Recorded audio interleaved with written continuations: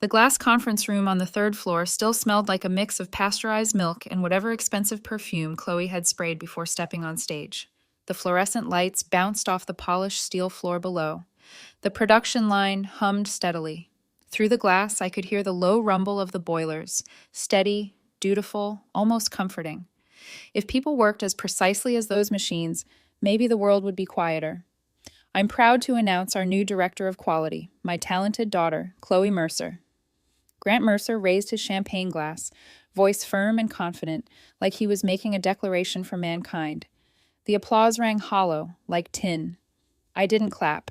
My coffee was still hot, the steam brushing my cheek. 10 weeks. She'd been here 10 weeks. Below us, white milk streamed through stainless pipes, every drop falling perfectly in rhythm, flawless, honest, unlike people.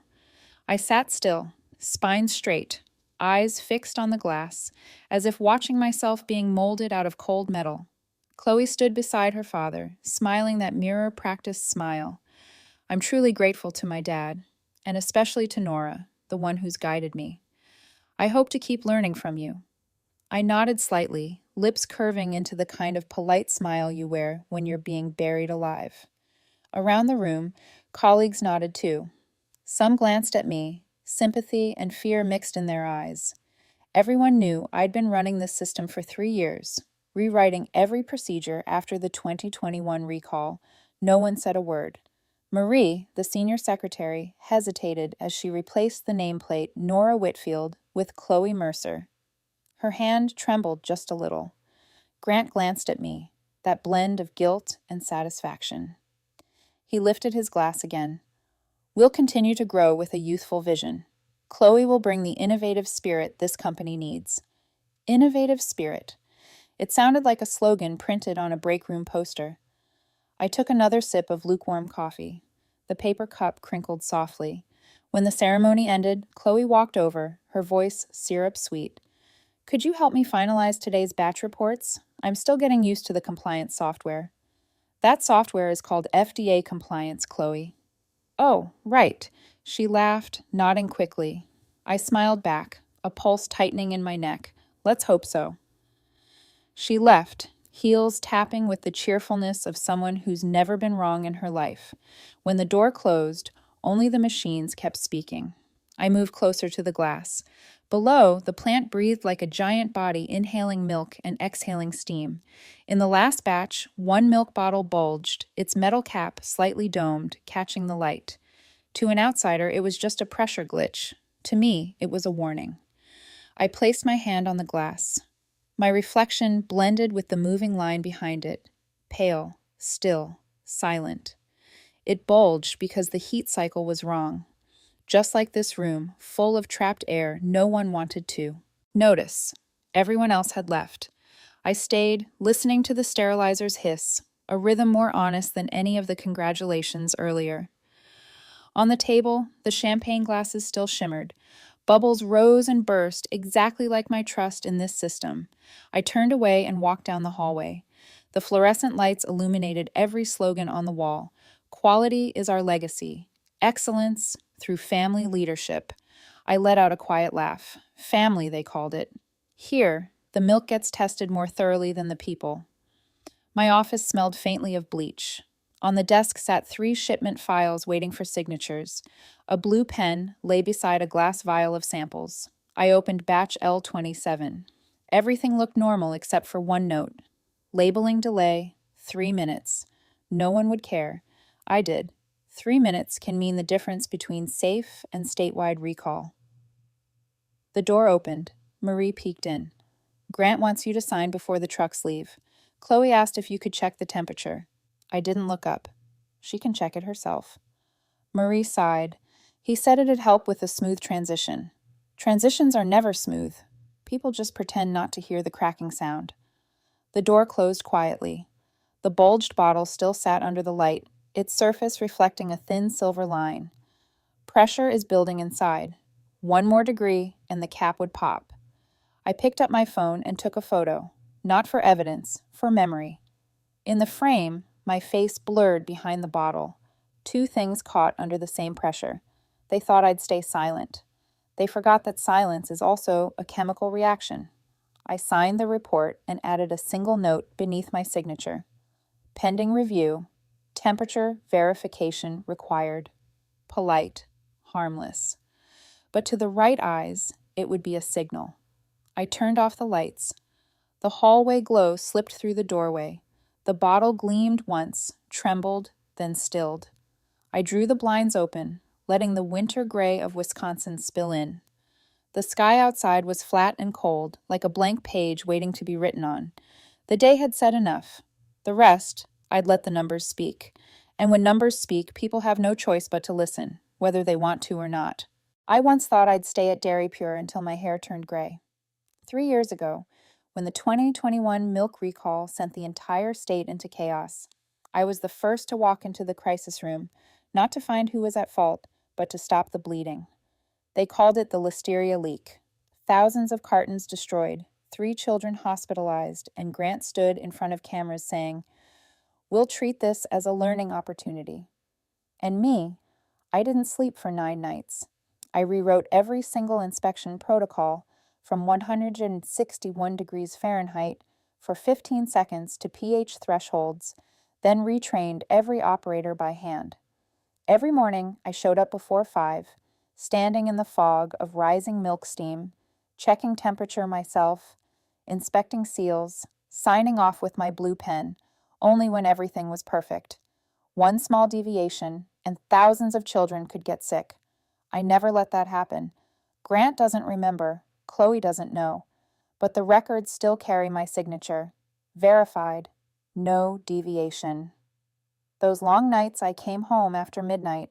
Caleb, my husband, was still awake, sitting in his wheelchair, holding a book he hadn't turned a page of, eyes tired but warm.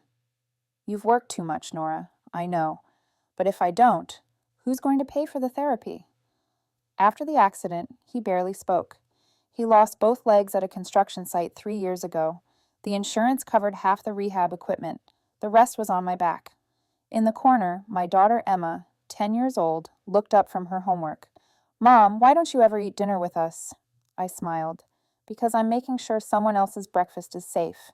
She believed it. She thought her mom was saving the world. Caleb looked at me. "Does the company pay you extra for that?" "No."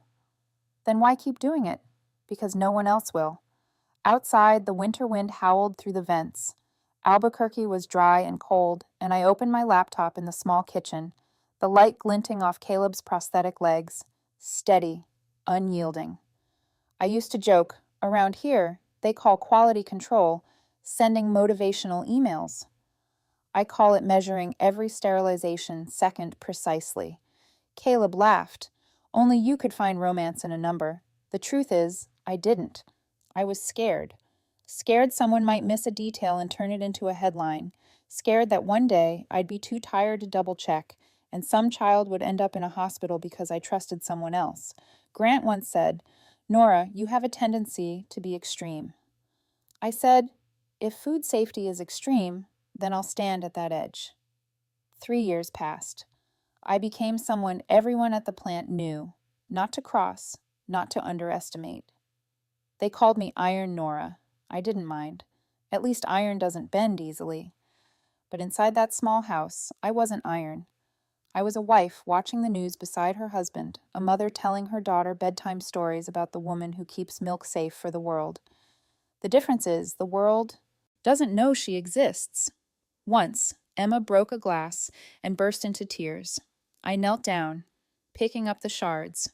Blood welled on my palm. "Does it hurt, Mom?" I smiled. "It's fine. I'm used to it." Sometimes I said the same thing to myself. I got used to my work going unnamed, used to silence, used to know that one small mistake could erase years of labor. Every time I signed a report, I thought about that. Every stroke of the blue pen was a promise. Not to Grant, not to the company, but to Emma, to every child drinking a morning glass of milk. One February night, the plant sent out a sensor alert. I drove there through freezing wind. I thought it was a false alarm, said the young technician. Next time, don't think. When I got home, the clock said 3 in the morning. Caleb was still awake. "I thought you'd work until the factory slept," he said. I took off my coat. The factory never sleeps. Only the people guarding it get tired. I don't know when I started writing everything down in blue ink. Temperatures, pressure, operator names. The notebook thickened, pages yellowing over time. I called it the log of conscience.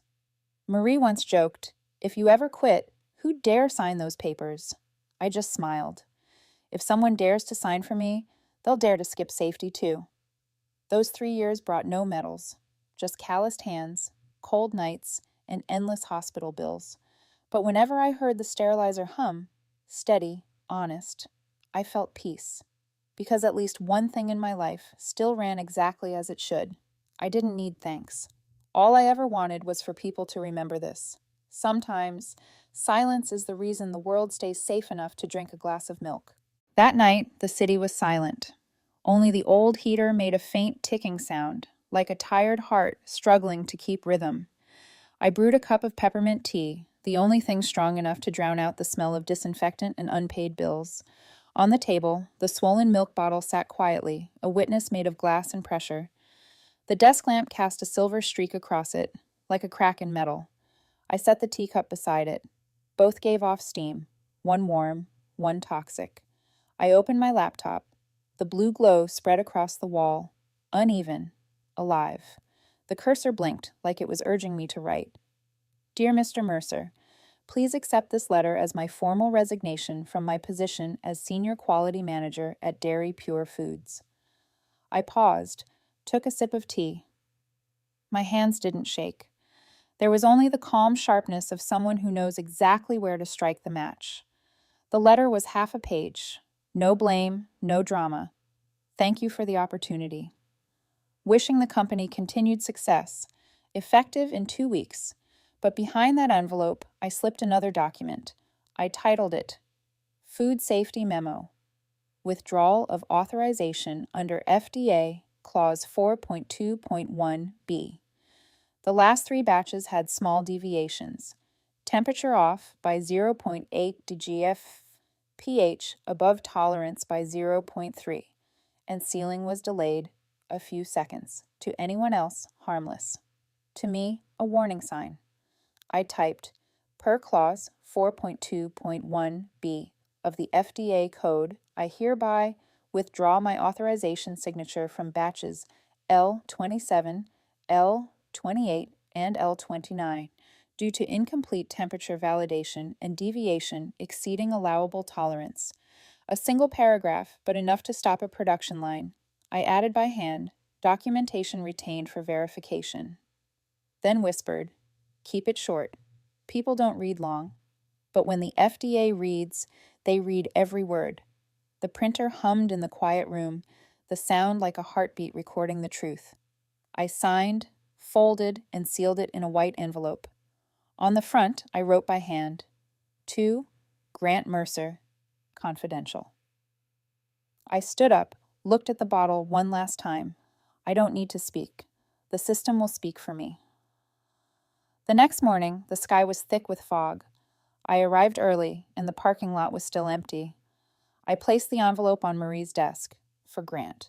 Confidential. She blinked. Everything all right, Nora? Better than ever.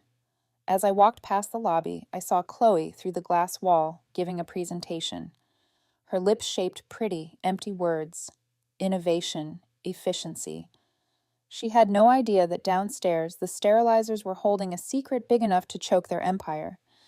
By afternoon, an automatic system reply appeared in my inbox. Your memo has been archived under regulatory compliance. A cold line of text, but I knew what it meant. My memo had gone straight into the FDA liaison system, where nothing can be deleted or ignored. One inspector reading that line, and every shipment would be held. I wasn't exposing them. I was simply withdrawing my signature, and in this business, that alone is enough to paralyze an entire operation. That night, when I came home, Caleb was on the porch. Another long day? He asked. No, I said. Today was short. He looked at me, half worried, half understanding. You just did something I should be concerned about, didn't you? I poured him tea and smiled. No need to worry. I just pulled the brake at the right time. Emma ran out and hugged me. Mom, you're home early. I kissed her hair. milk and tea mixed in the air. For the first time in months, I felt my chest unclench. Late that night, I opened my log of conscience. Between rows of numbers, I added one short line. Day 1. Authorization withdrawn. No noise, just precision. I set the notebook back on the shelf. Outside, the wind howled through the vents, carrying the faint hum of the factory. But tonight, it sounded different. The rhythm wasn't steady anymore. Something small had been pulled out of the machine. The next morning, my phone buzzed. It was Marie, voice trembling. Nora, Grant just read your letter. I'm guessing he didn't like it. Didn't like is an understatement. He threw his glass against the wall. I looked out the window and smiled slightly. Then the system's working as designed. I reopened the FDA code file. There was one line Grant had never bothered to read. Once authorization is withdrawn, revalidation must be conducted under independent supervision. He couldn't replace my signature with anyone else's. He'd have to bring in an outside inspector, and when they came, they'd audit everything, including the past. I leaned back in my chair, listening to the wind slip through the blinds. For the first time in months, I heard the most peaceful sound of my life, the silence of a system beginning to hold itself accountable. Before bed, I cleared my desk and placed a fresh envelope on top. No more letters to send. My part was done. The rest would run its course. I turned off the lights. Streetlight glow hit the bulging milk bottle on the shelf. The cap still curved slightly, reflecting a faint golden line. I whispered softly, like closing a chapter. Pressure is only dangerous when you try to keep it in. When you let it out the right way, it becomes justice. The next morning, the sterilization line stopped. The steady hum vanished, replaced by flashing red alarms pulsing like a seizure. No one understood what was happening, only that the faint smell of scorched milk was spreading through the plant. From the third floor, I watched, coffee still in hand. The QC staff were panicking, the shift engineer shouting into his radio. System halt, authorization mismatch. Exactly as I expected. When a signature is withdrawn, the internal system automatically locks all outbound shipments. No one, not even Grant, could bypass that without violating FDA protocol. 3 minutes later, Marie burst into the conference room, breathless. Grant wants you downstairs. They found your letter. The conference room didn't look like it did during the promotion ceremony. No champagne, no laughter, just the sound of paper being slammed onto a table. Grant stood at the head of it, face flushed red, the opened envelope in his fist. Chloe sat beside him, mascara streaked, eyes wet. My food safety memo lay on the table, the blue line of handwriting. Authorization withdrawn, standing out like a cut on steel. You're trying to destroy this company? Grant hissed through his teeth. I set my coffee down and answered evenly. No, I'm just not signing off when it isn't safe. He slammed his palm against the table, the sound like a cap bursting. You realize this could draw FDA attention. They could suspend the entire plant. I know. That's why I withdrew my signature.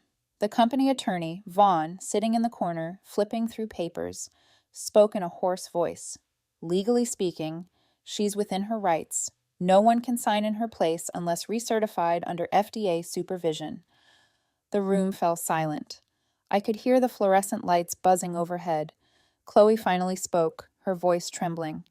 You could have just warned me first. I wasn't used to the process yet. I looked at her. For a second, I saw myself 3 years ago, naive enough to think honesty was built into every system. Chloe, I did warn you. You just didn't listen. Grant stepped closer, his breath sharp with coffee and anger. Who do you think you are? I smiled, steady, my voice quiet. I think I'm the only person in this room who still remembers the rules. His mouth twitched, like he wanted to speak but couldn't. I stood, pushed my chair in neatly. If I stayed quiet, that error would end up in someone's milk, then in someone's body. I chose to speak. Chloe started crying. Not the kind of crying from embarrassment, but the kind that comes when you finally understand the weight of a signature. She looked down at the file, her finger tracing the note I'd written. Temperature deviation, pending verification. Tears landed exactly on the blue ink. Grant turned to Vaughn, voice shaking with fury. Fix it. Override her authorization. Vaughn shook his head. I can't. The system's locked. If we alter it, that's federal record tampering. The FDA. We'll catch it. Grant cursed, raising his arm like he might throw the file, but instead he exhaled, gripping the table, eyes red. I looked at him, not angry anymore, just tired. We both knew the same thing. The game had changed sides, and the law no longer favored those who called themselves flexible. I picked up my coffee, swirled it gently. Half left, enough for a farewell. Grant, I know you're proud of your family leadership, but the FDA code doesn't have the name Mercer in it. I turned to Chloe, my tone softening. It's okay. System errors can be fixed. Moral ones take longer. You still have time to decide which one you'll fix first. She nodded slightly, tears darkening her collar. I turned and walked out. My heels hit the concrete floor, echoing against the walls, blending with the sirens still blinking outside the production hall. The sterilizers restarted in safe mode, their low hum steady again, more precise than people. Before we continue, if you've ever been called too strict just for doing your job right, hit that like button, because what happens next will make you smile. I left the building. No one stopped me. No one said goodbye. Only the wind hissed across the parking lot, carrying the faint scent of warm milk still clinging to my lab coat. Behind me, the entire line remained frozen, waiting for a signature that no longer existed. I opened my car door, sat down, hands rested on the wheel. The sun was rising slowly, light spilling across the windshield in a clean white streak, just like the sterilization line on the factory blueprint. Precise, sterile, emotionless. But this time, it meant freedom. I started the engine and looked into the rearview mirror. The building shrank behind me, its red warning lights still flashing. Each pulse is like a breath of justice, quiet, steady, and perfectly timed. 1 week later, I got the call at 6 a.m. while making coffee and helping Caleb adjust his new prosthetic leg. The woman's voice on the other end was calm, professional, and carried that friendly Midwestern tone. Hello, this is Rebecca Morgan, HR Director at Morningvale Dairy in Minnesota. We heard about your signature withdrawal, and actually, that's why I'm calling. I froze for a second. Good reason or bad? She laughed softly. Around here, integrity isn't a crime. We need people who do what's right, even if it means walking away from the table. Her voice felt like someone had opened a window in a room I'd been suffocating in for 3 years. Rebecca continued, Would you be able to fly to Minnesota this Thursday? We're looking for a director of food safety compliance. I've read your technical report from last year at Dairy Pure. It wasn't just precise, it had humanity. I smiled. I never thought anyone would call a microbiology report human. Because it was, she said. You wrote about the people who'd drink that milk. Most people just write about standards. 2 days later, I was on a small plane cutting through gray-white clouds over Minnesota, staring down at the snow-covered fields. I'd never seen the sky look so bright, cold, but clear. The Morningvale headquarters wasn't big, but it was warm and smelled like real milk, not the sharp sweetness of chemical disinfectant. Rebecca greeted me with a firm handshake and eyes the color of cold steel, bright and steady. We've read your file. And to be honest, Nora, we're not looking for someone agreeable. We're looking for someone unshakable, I smiled. Then I'm exactly where I belong. The interview took place in a small, wood-paneled room. No screens, no slides. Just me, Rebecca, and Mark, the CEO of Morningvale. He asked one question. If a batch could save quarterly revenue but carries a 0.01% safety risk, what do you do? I said, I pull the batch, because that 0.01% could be 100% for the first child who drinks the wrong bottle. Mark nodded, a faint smile forming on his weathered face. Good. Around here, we don't measure risk in dollars. That night, I stayed at a small hotel by the Mississippi River. The wind from the lake stung my skin, but I kept the window open. The email came at 9:12 p.m. Subject: Offer letter, Morningvale Dairy. Position: Director of Food Safety Compliance. Effective, immediately upon acceptance. I read it 4 times. Not out of surprise, but because of the strange relief it brought. a place where safety didn't need defending. I typed my reply. I accept. Thank you for believing integrity still matters. A week later, Caleb, Emma, and I moved to Minnesota. The little house we rented sat near a dairy farm. Every morning, the sound of cowbells and delivery trucks replaced the car horns of Albuquerque. For the first time in years, I heard real laughter in our kitchen. Caleb began walking again, slow but steady. Emma cheered every step he took. "Dad, you're amazing!" He smiled, wiping sweat from his forehead, then looked at me. Maybe I should send the FDA a thank you card. If it weren't for them, you'd never have found where you belong. I laughed. You're ridiculous. No, really. At Dairy Pure, they called you stubborn. Here, they call you the backbone. That made me pause. I liked the way that sounded. On my first day at Morningvale, Rebecca took me to the inspection room. It was bright and clean. Everyone greeted each other by name, no titles. A small sign on the wall read, "Integrity is a food ingredient." I stood there for a few seconds, silent. Maybe, after everything, this was where I should have started all along. That afternoon, I met with the QA team. A young engineer asked, "Is it true you once shut down an entire production line for a 0.5 degree deviation?" 0.48, actually, I said, and that's why I'm still alive in this industry. The room burst into laughter. For the first time, it wasn't mocking. That night, I came home and saw Caleb standing, without holding onto the wall. "See that?" he said, voice trembling with pride. I nodded, eyes stinging. "You did it." Emma ran over, hugging us both. Now both my parents know how to stand. We laughed. A full, real laugh. When they fell asleep, I stayed up in the small office by the window. Outside, the lights from the Morningvale plant glowed faintly. Milk steam rose into thin, white clouds. I opened my notebook and wrote, Day 34, rehired with integrity intact. Then set the pen down, watching the reflection in the glass. This wasn't a setback. It was an opportunity. The next morning, Rebecca met me at the door. "They'd like you to present your verification first model," she said. "Looks like they want to make it the statewide standard."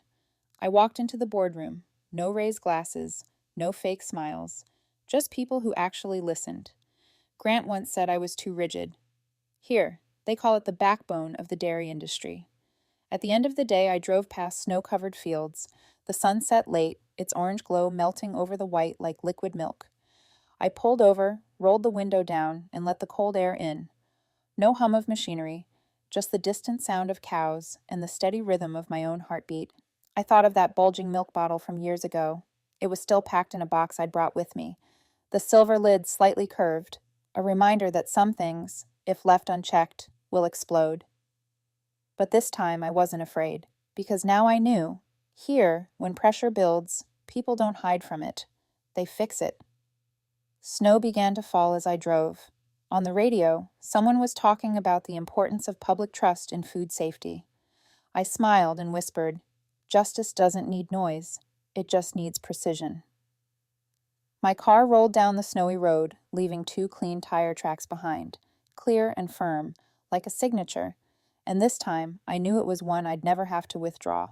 1 month later, I was standing in Morningvale's inspection room, white light reflecting off rows of clear milk bottles, when the computer screen lit up with a headline, "FDA launches investigation into Dairy Pure Foods over possible listeria contamination in 8 states."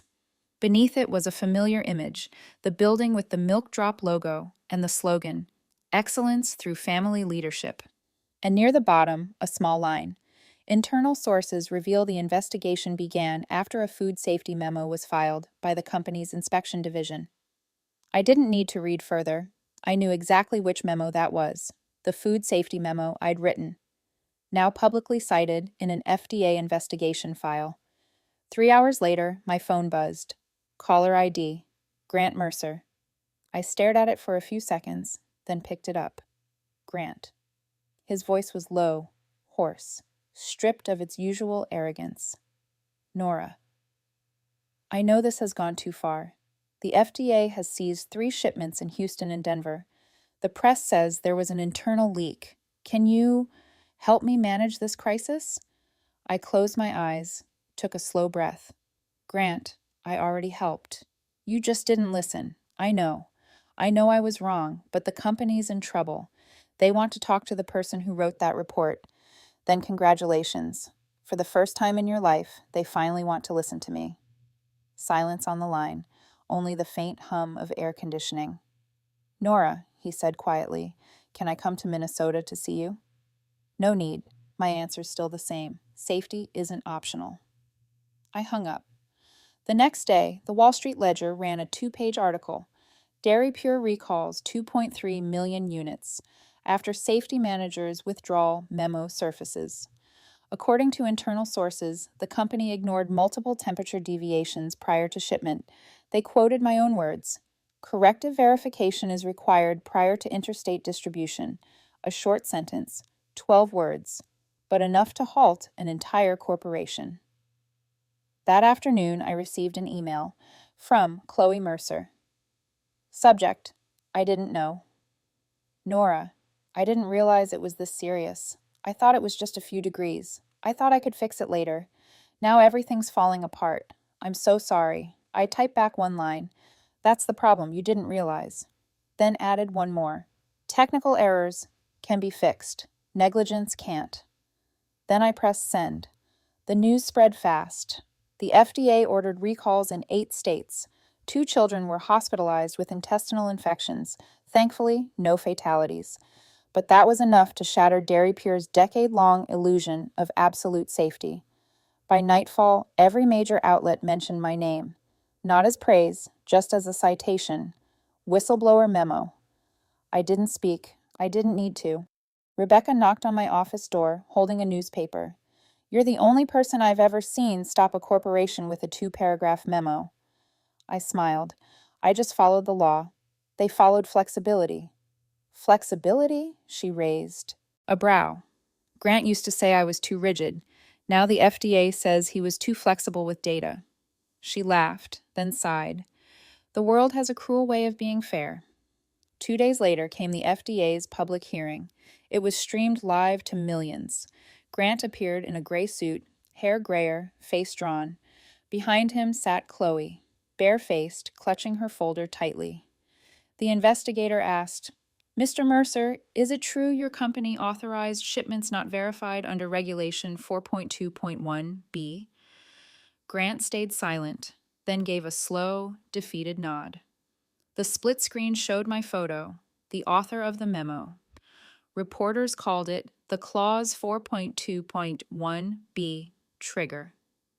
I didn't feel proud or guilty, just calm, because the data had finally spoken. That afternoon, I picked Emma up from school. Mom, my friend said you were on TV. I laughed. I just write paperwork, sweetheart. But I told them you fix grown-ups' mistakes. I looked at her reflection in the rearview mirror. Yeah, I guess that's another name for what I do. That evening, Caleb was watching the news replay. He looked at me, voice low but proud. You knew this would happen, didn't you? I took a sip of peppermint tea. I did. But if no one stops the line, who keeps Emma's milk safe? He nodded quietly. After a pause, he smiled. They're calling you the compliance spine. I laughed. That's fine. At Dairy Pure, they called me Iron Nora. At least here, they know steel is meant to hold things up, not block them. The next morning, my phone wouldn't stop vibrating. Calls, messages, interview requests. I answered none. Instead, I opened the window and let the cold air in. Outside, snow was falling, tiny white flakes floating like frozen milk in the air. Silent, but real. Rebecca called me into her office. We just got a request from the FDA, she said. They want to use your model as the regional standard for verification. I froze. I mean, Nora, what you did didn't just save one company. It's saving the entire industry. I paused, then smiled faintly. Looks like this time, I don't have to withdraw my signature. That night, when the factory quieted down, I stood by the window. In my pocket was a newspaper clipping, the first article about the Dairy Pure recall. I folded it and slipped it into my notebook, right beneath the line I once wrote, Day 1, authorization withdrawn. No noise. just precision.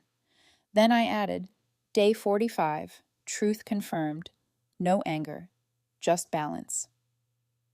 Outside, Morningvale's lights glowed against the snow like liquid milk. The sterilizers hummed through the night, steady and honest. I looked out into the white distance and whispered to myself, justice doesn't need a name, it just needs data. Then I turned off the light, leaving the room bathed in quiet, soft glow, where truth had finally spoken without anyone shouting for it. The following spring, Morningvale opened its internal quality training center, the first project I was given full authority to build from the ground up. People called it Nora's lab. I didn't object, but deep down, I knew it wasn't my lab. It was a place to pass on peace of mind, the very thing I'd spent my whole life learning the cost of. On the first day, I hung a metal plaque above the door. Integrity is a food ingredient. The words were etched deep, gleaming under the white neon light. Beneath it, I added one line by hand. If it's missing, everything else spoils. The new room smelled of steel, milk, and hope. Young engineers gathered around the testing table as I placed a temperature probe into the first milk sample. This isn't a check, I told them. It's a commitment.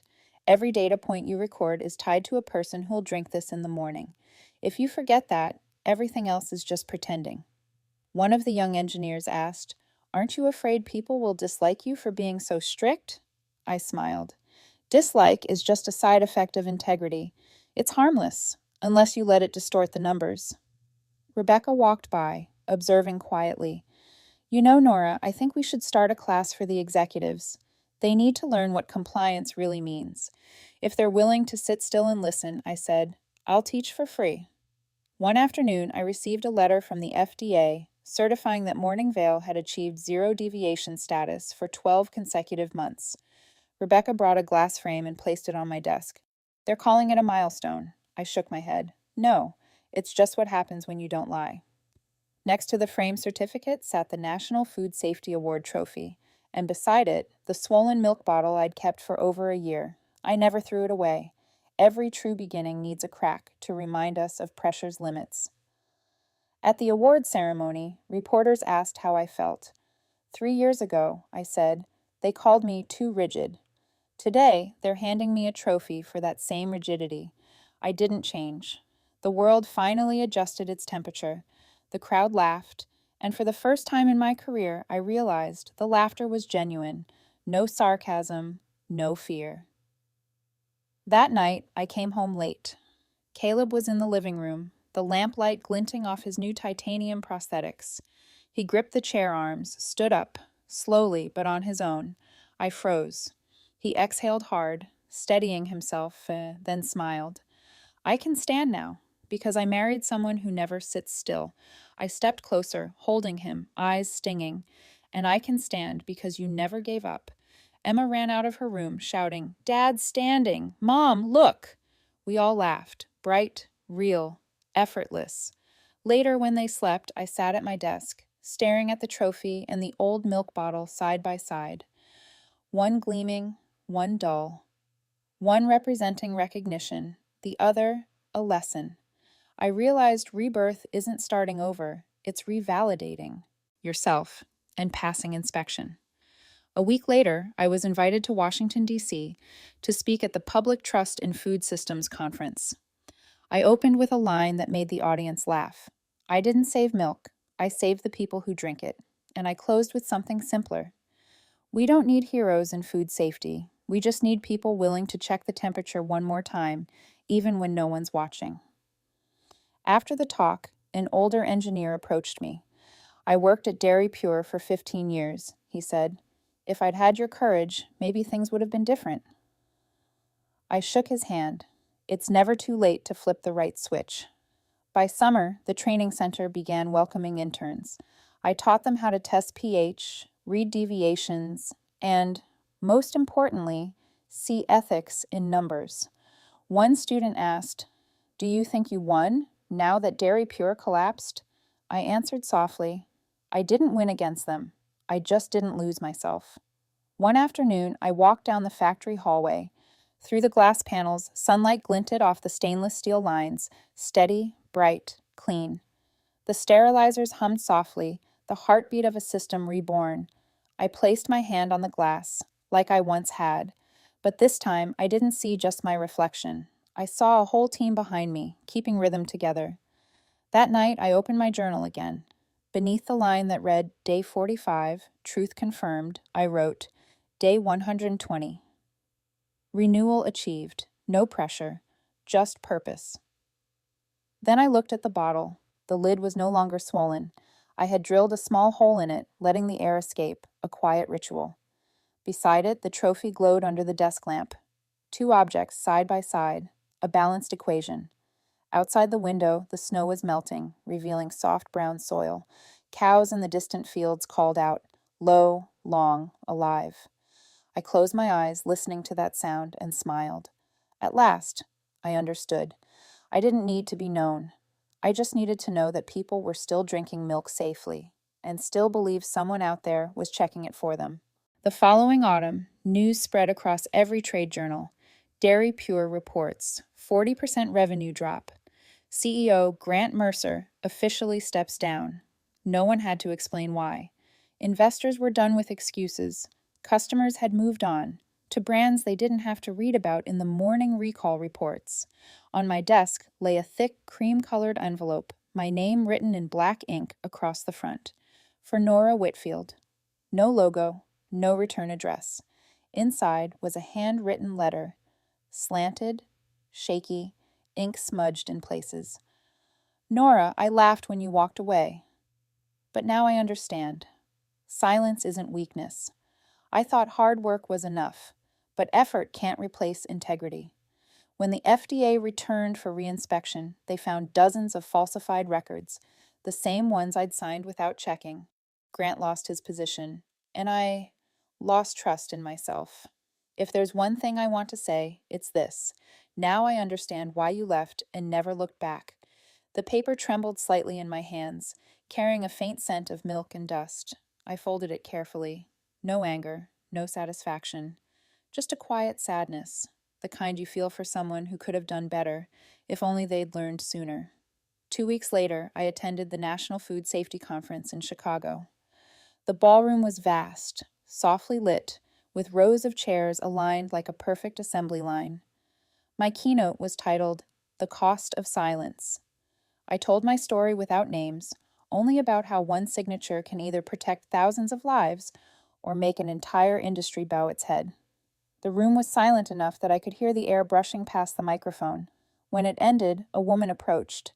Wavy blonde hair, gray coat, eyes swollen. She stopped a few steps away, lips trembling. I'm not sure you want to see me, she said. I looked at her, not surprised. Chloe Mercer. I nodded. Guess you're not wearing designer perfume anymore. She gave a faint, tearful laugh. No. These days, I just smell like chlorine.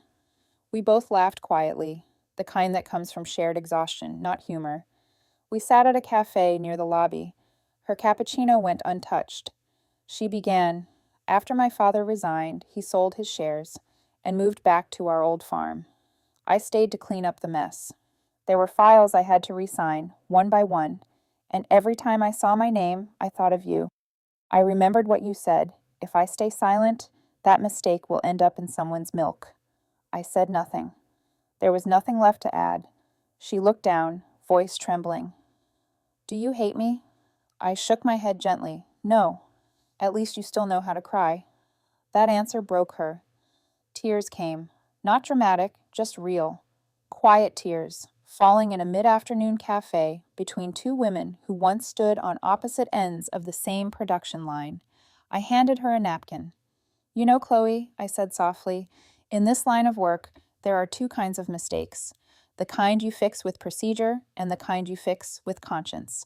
You're lucky you still have both. She looked up, tears mixing with a faint smile. I'm learning again, at a small plant, and for the first time, I understand what it really means to sign off on a batch. That's the first step toward becoming an adult, I said, touching her hand lightly. When she stood, we hugged briefly, not to forgive, to close the chapter. As she walked away, she turned back and said quietly, You were right. Silence has its own sound. I can hear it now. I watched her disappear into the crowd. A small part of me trembled, not from resentment, but from regret. Regret for those who only learn after everything collapses. That afternoon, I returned to the main hall and stood before the large banner hanging behind the stage. It read, "Integrity is a food ingredient." Someone had scribbled a line beneath it in marker. "And once spoiled, it can't be pasteurized again." I smiled. Someone had understood. Maybe Chloe. That night, back at the hotel, the Chicago wind howled against the glass. I opened my notebook and wrote a new line. Day 280. They finally heard it. Not my voice, but the silence that came after. I set down my pen and looked out at the distant lights. No triumph, no vengeance, just a quiet sense of clarity, pure and steady, like milk heated exactly 15 seconds. No more, no less. And softly, almost like a closing note, I said to myself, I didn't defeat them. I just let the truth speak for itself. Dawn spread slowly across the glass roof of Morningvale. White milk vapor rose from the sterilization line, blending into the pale morning like fog. The hum of the machines was steady, honest. I still liked coming in early, when the numbers on the monitors were just waking up. I stood by the window, coffee in hand. Inside, young engineers moved between the testing trays. The metallic click of steel lids sounded clean and satisfying. No one noticed me. I preferred it that way. There was a time I thought that sound was cold. Now I know it's the truest sound there is. Machines don't flatter, they don't lie, they just do what they were programmed to do. Something humans often forget. I rested my hand on the glass and whispered, not needing anyone to hear. We don't sign for money. We sign for the person who'll drink that morning glass of milk. Turns out, what keeps the world safe isn't the massive assembly line. It's the people brave enough to stop it when they must. Far down the hall, Emma ran with her lunchbox, smiling at the security guard. Caleb was in HR, brewing peppermint tea, a small daily ritual that turned his scars into part of his life. He once joked, "You keep the milk from spoiling. I keep your smile from doing the same." This morning, watching the steam curl from his cup, I knew he meant it. On the corner of my desk sat the old, swollen milk bottle, 2 seasons past. The lid still curved, sunlight glinting through the glass. I kept it as a reminder. Every system needs a moral boundary. Beside it stood the food safety trophy. One polished, one flawed, but both real.